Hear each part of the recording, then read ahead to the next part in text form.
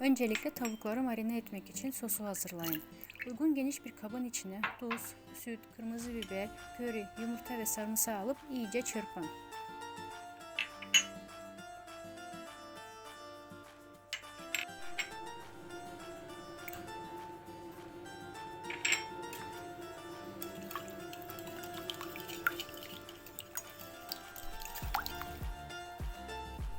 Daha sonra üzerine un ekleyin ve güzelce karıştırın. Biraz koyu kıvamlı bir harç olmalı. Tavuk göğsünü iri jülyen şeklinde veya parmak şeklinde doğrayın. Doğradığınız tavukları sos ile beraber karıştırın ve üstünü streç ile kapatıp buzdolapta marine edilsin diye 1-2 saat bekletin. Aceleniz varsa hemen kızartmaya başlayabilirsiniz.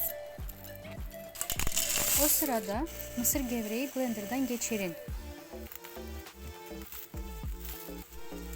Buzdolaptan çıkardığınız tavukları mısır gevreğine bulayın ve dikkatli bir şekilde kızgın yağda arkalı önlü kızartın.